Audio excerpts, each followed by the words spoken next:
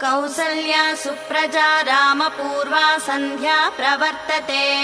उत्तिष्ठ नरशार्दूला कर्तव्यं दैवमाह्निकम् कौसल्या सुप्रजा रामपूर्वा सन्ध्या प्रवर्तते उत्तिष्ठ नरशार्दूला कर्तव्यं दैवमाह्निकम् उत्तिष्ठोत्तिष्ठ गोविन्द उत्तिष्ठ गरुडध्वज उत्तिष्ठ कमलाकान्ता त्रैलोक्यं मङ्गलं कुरु उत्तिष्ठोत्तिष्ठ गोविन्द उत्तिष्ठ गरुडध्वज उत्तिष्ठ कमलाकान्ता त्रैलोक्यं मङ्गलं कुरु मातः समस्त जगतां मधुकैटभारेः वक्षो विहारिणि मनोहर दिव्यमूर्ते श्रीस्वामि निःश्रित जनप्रिय दानशीले श्रीवेङ्कटेश दयिते तव सुप्रभातम् मातः समस्त जगतां मधुकैटभारेः वक्षो विहारिणि मनोहर दिव्यमूर्ते श्रीस्वामि निःश्रित जनप्रिय दानशीले श्रीवेङ्कटेश दयिते तव सुप्रभातम् तव सुप्रभातमरविन्दलोचने भवतु प्रसन्न मुखचन्द्रमण्डले विधिशङ्करेन्द्र वनिताभिवन्दिते वृषशैलनाथ दयिते दयानिधे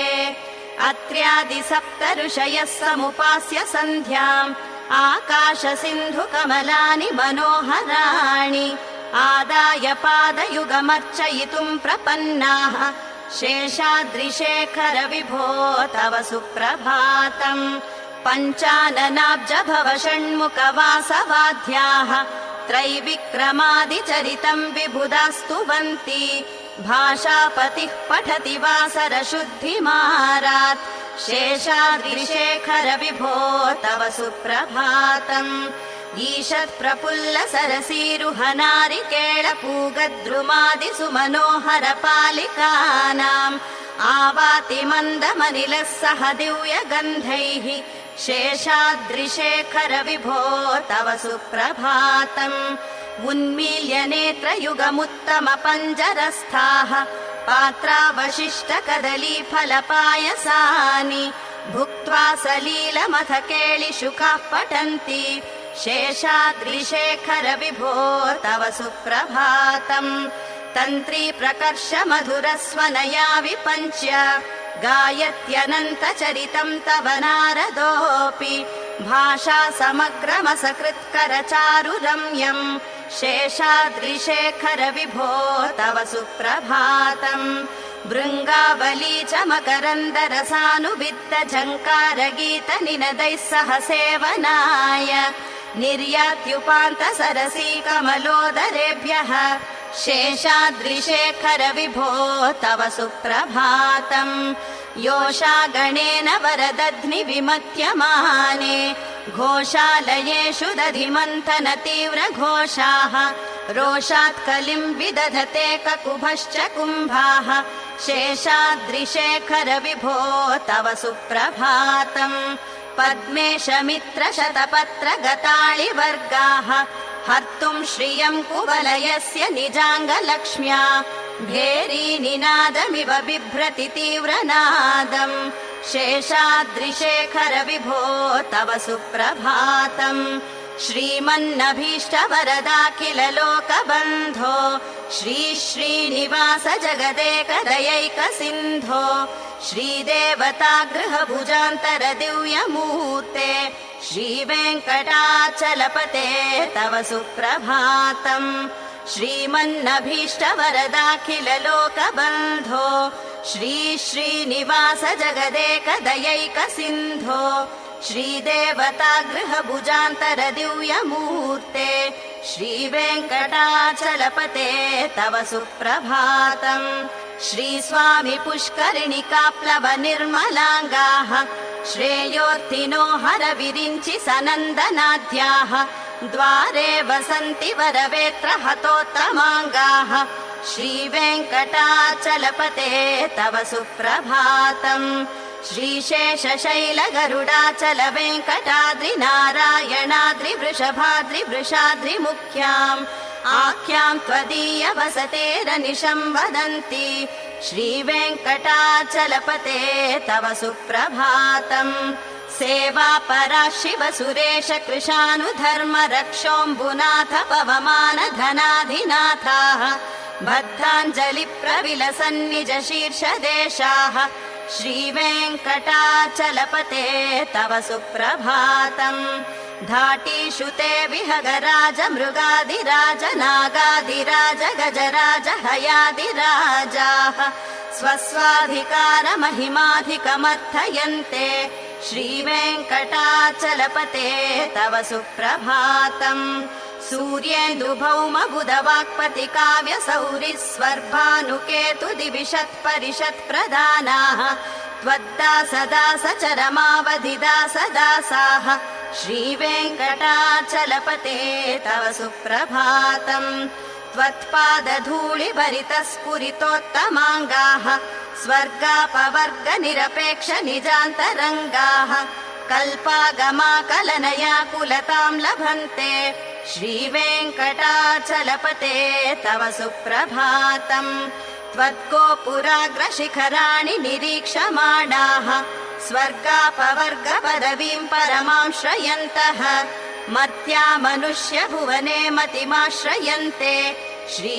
श्रीवेङ्कटाचलपते तव सुप्रभातम् श्रीभूमिनायक दयादिगुणामृताब्धे देवादिदेव जगदेक शरण्यमूर्ते श्रीमन्ननन्त गरुडादिभिरर्चिताङ्घ्रे श्रीवेङ्कटाचलपते तव सुप्रभातम् श्रीपद्मनाभ पुरुषोत्तम वासुदेव वैकुण्ठमाधव जनार्दन चक्रपाणे श्रीवत्स चिह्न शरणागत पारिजात श्रीवेङ्कटाचलपते तव सुप्रभातम् कन्दर्पदर्पहर सुन्दर दिव्यमूर्ते कान्ताकुचाम्बुरुह कुड्मललोल दृष्टे कल्याण निर्मल गुणाकर दिव्यकीर्ते श्रीवेङ्कटाचलपते तव सुप्रभातम् मीनाकृते कमठकोल नृसिंहवर्णिन् स्वामिन् परश्वत तपोधन रामचन्द्र शेषांश राम यदुनन्दन कल्किरूप श्रीवेङ्कटाचलपते तव सुप्रभातम् येलालवङ्ग घनसार सुगन्धितीर्थम् दिव्यम् वियत्सरसि हेम घटेषु पूर्णम् धृत्वाद्य वैदिक शिखामणयः प्रहृष्टाः तिष्ठन्ति वेङ्कटपते तव सुप्रभातम् भास्वानुदेति विकचानि सरोरुहाणि सम्पूरयन्ति निनदैः ककुभो विहङ्गाः श्रीवैष्णवाः सततमर्थितमङ्गलास्ते धामाश्रयन्ति तव वेङ्कट सुप्रभातम् ब्रह्मादयः सुरवराः समहर्षयस्ते सन्तः सनन्दन मुखास्तव योगिवर्याः धामान्तिके तव हि मङ्गलवस्तु हस्ताः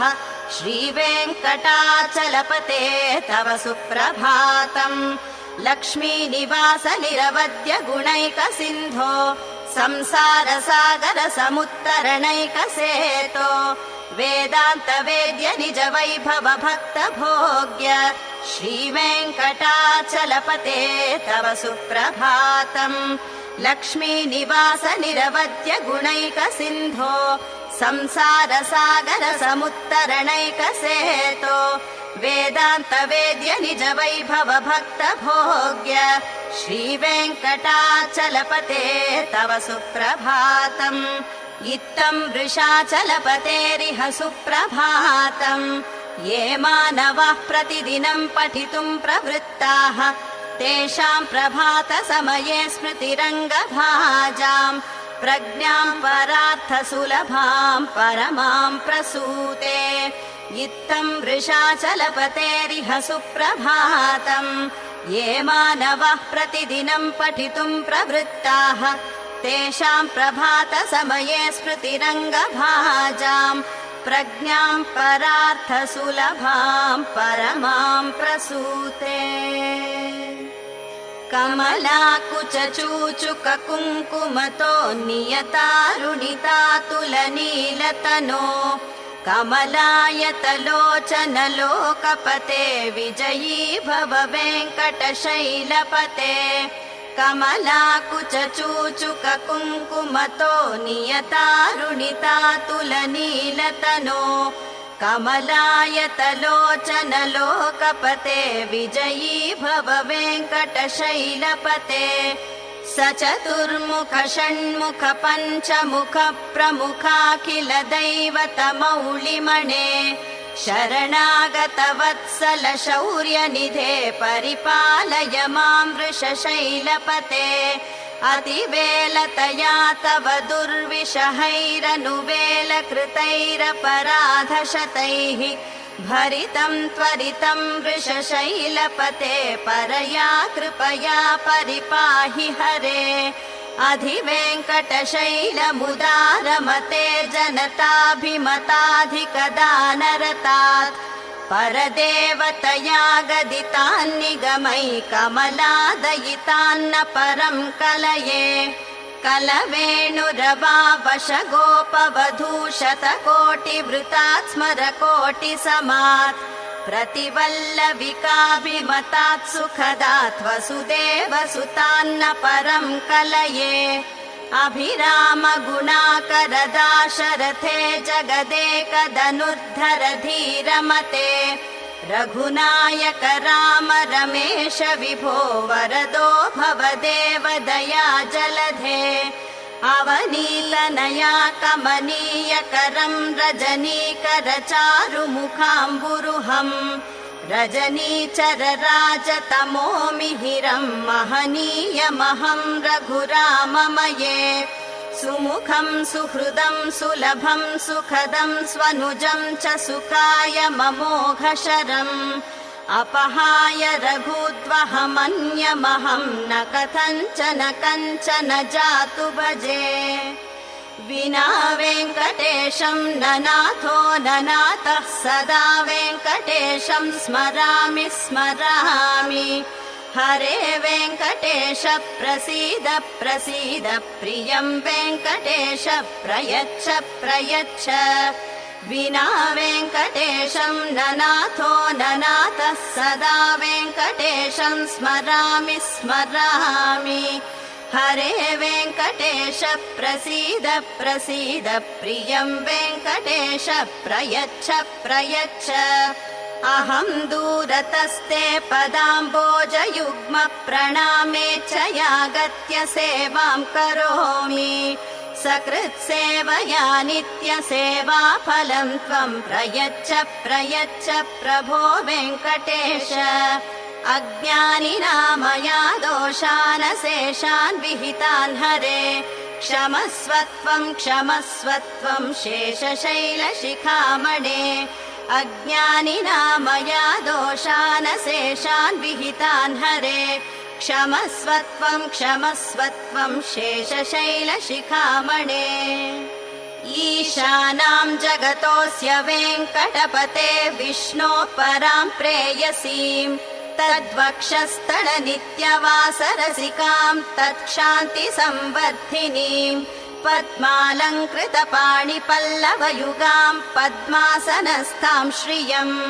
वात्सल्यादिगुणोज्ज्वलां भगवतीं वन्दे जगन्मातरम्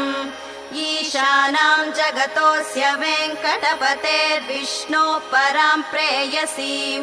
तद्वक्षस्थलनित्यवासरसिकां तत्क्षान्तिसंवर्धिनीं पद्मालङ्कृतपाणिपल्लवयुगां पद्मासनस्थां श्रियं वात्सल्यादिगुणोज्ज्वलां भगवतीं वन्दे जगन्मातरम् श्रीमन्कृपाजलनिधे कृत सर्वलोक सर्वज्ञ शक्तनत वत्सल सर्वशेषिन् स्वामिन् सुशील सुलभाश्रित पारिजात श्रीवेङ्कटेश चरणौ शरणं प्रपद्ये श्रीमन्कृपाजलनिधे कृत सर्वलोक सर्वज्ञ शक्तनत वत्सल सर्वशेषिन् स्वामिन् सुशील सुलभाश्रित पारिजात श्रीवेङ्कटेश चरणौ शरणं प्रपद्ये आनूपुरार्पित सुजात सुगन्धि पुष्प सौरभ्य सौरभकरौ समसन्निवेशौ सौम्यौ सदानुभवनेऽपि नवानुभाव्यौ श्रीवेङ्कटेश चरणौ शरणं प्रपद्ये सद्यो विकासि समुदित्वर सान्द्र राग सौरभ्य निर्भर सरोरुह साम्यवार्ताम् सम्यक्षु साहसपदेषु विलेखयन्तौ श्रीवेङ्कटेश चरणौ शरणं प्रपद्ये रेखामय ध्वज सुधा कलशातपत्र वज्राङ्कुशाम्बुरुह कल्पक शङ्ख चक्रैः भव्यैरलङ्कृत तलौ परतत्त्वचिह्नैः श्रीवेङ्कटेश चरणौ शरणं प्रपद्ये ताम्रोदरद्युति पराजित पद्मरागौ बाह्यैर्महोभिरभिभूत महेन्द्र नीलौ उद्यन्नकांशु विरुदस्त शशाङ्क भासौ श्रीवेङ्कटेश चरणौ शरणं प्रपद्ये सप्रेम भीति कमलाकर पल्लवाभ्यां संवाहनेऽपि सपदि क्लममाददानौ कान्ताववाङ्मनस गोचर सौकुमार्यौ श्रीवेङ्कटेश चरणौ शरणं प्रपद्ये लक्ष्मी महीतदनुरूप निजानुभाव नीलादिदिव्य महिषीकर पल्लवानाम् आरुण्य संक्रमणतः किल सान्द्र रागौ श्रीवेङ्कटेश चरणौ शरणं प्रपद्ये नित्यानमद्विरिशिवादि किरीटकोटि प्रत्युक्त दीप्त नवरत्न महः प्ररोहैः नीराजनाविधिमुदारमुपाददानौ श्रीवेङ्कटेश चरणौ शरणं प्रपद्ये विष्णो पदे परम इत्युदित प्रशंसौ यौ मध्ववुत्स इति भोग्यतयाप्युपातौ भूयस्तदेति तव पाणितल प्रदिष्टौ श्रीवेङ्कटेश चरणौ शरणं प्रपद्ये पार्थाय तत्सदृश सारथिना त्वयैव यौ दर्शितौ स्वचरणौ शरणं व्रजेति भूयोऽपि मह्यमिह तौ करदर्शितौ ते श्रीवेङ्कटेश चरणौ शरणं प्रपद्ये मन्मूर्ध्निकाळियपणे विकटाटवीषु श्रीवेङ्कटाद्रिशिखरे शिरसि श्रुतीनाम् चित्तेऽप्यनन्य मनसां सममाहितौ ते श्रीवेङ्कटेश चरणौ शरणं प्रपद्ये अम्लान हृष्यदवनीतलकीर्णपुष्टौ श्रीवेङ्कटाद्रिशिखराभरणायमानौ आनन्दताखिल मनोनयनौ तवैतौ श्रीवेङ्कटेश चरणौ शरणं प्रपद्ये प्रायः प्रपन्न जनता प्रथमावगाह्यौ मातुस्तनाविव शिशोरमृतायमानौ प्राप्तौ परस्पर तुलामतुलान्तरौ ते श्रीवेङ्कटेश चरणौ शरणं प्रपद्ये सत्त्वोत्तरैः सतत सेव्य पदाम्बुजेन संसार तारक दयार्द्रदृगञ्चलेन सौम्योपयन्तृमुनिना मम दर्शितौ ते श्रीवेङ्कटेश चरणौ शरणं प्रपद्ये सत्त्वोत्तरैः सतत सेव्य पदाम्बुजेन संसार तारक दयार्द्रदृगञ्चलेन सौम्योपयन्तृमुनिना मम दर्शितौ ते श्रीवेङ्कटेश चरणौ शरणं प्रपद्ये श्रीशश्रिया घटिकया त्वदुपाय भावे प्राप्ये त्वयि स्वयमुपेयतया स्फुरन्त्या नित्याश्रिताय निरवद्य गुणाय तुभ्यं स्यां किङ्करो वृषगिरीश न जातु मह्यम् श्रीशश्रिया घटिकया त्वदुपाय भावे प्राप्ये त्वयि स्वयमुपेयतया स्फुरन्त्या नित्याश्रिताय निरवद्य गुणाय तुभ्यं स्यां किङ्करो वृषगिरीश न जातु मह्यम् श्रियः कान्ताय कल्याणनिधये निधयेऽर्थिनाम् श्रीवेङ्कटनिवासाय श्रीनिवासाय मङ्गलम् श्रियः कान्ताय कल्याणनिधये निधयेऽर्थिनाम् श्रीवेङ्कटनिवासाय श्रीनिवासाय मङ्गलम् लक्ष्मी सविभ्रमालोक सुभ्रू विभ्रम चक्षुषे चक्षुषे सर्वलोकानां वेङ्कटेशाय मङ्गलम् श्रीवेङ्कटाद्रिशृङ्गाग्र मङ्गलाभरणाङ्ग्रये मङ्गलानां निवासाय श्रीनिवासाय मङ्गलम्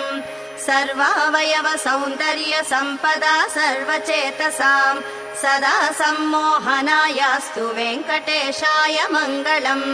नित्याय निरवध्याय सत्यानन्दचिदात्मने सर्वान्तरात्मने श्रीमद्वेङ्कटेशाय मङ्गलम् स्वतः सर्वविदे सर्वशक्तये सर्वशेषिणे सुलभाय सुशीलाय वेङ्कटेशाय मङ्गलम् परस्मै ब्रह्मणे पूर्णकामाय परमात्मने प्रयुञ्जे परतत्त्वाय वेङ्कटेशाय मङ्गलम् आकालतत्त्वमश्रान्तमात्मनामनुपश्यताम् अतृप्तमृतरूपाय वेङ्कटेशाय मङ्गलम् प्रायस्वचरणौ पुंसां शरण्यत्वेन पाणिना कृपया दिशते श्रीमद्वेङ्कटेशाय मङ्गलम् दयामृततरङ्गिण्यास्तरङ्गैरिव शीतलैः अपाङ्गैः सिञ्चते विश्वं वेङ्कटेशाय मङ्गलम् स्रग्भूषाम्बरहेतीनां सुषमावहमूर्तये सर्वार्तिशमनायास्तु वेङ्कटेशाय मङ्गलम् श्रीवैकुण्ठविरक्ताय स्वामि पुष्करिणीतटे रमया रममाणाय वेङ्कटेशाय मङ्गलम् श्रीवैकुण्ठविरक्ताय स्वामि पुष्करिणीतटे रमया रममाणाय वेङ्कटेशाय मङ्गलम् श्रीमत्सुन्दरजामातृमुनिमानसवासिने सर्वलोकनिवासाय श्रीनिवासाय मङ्गलम्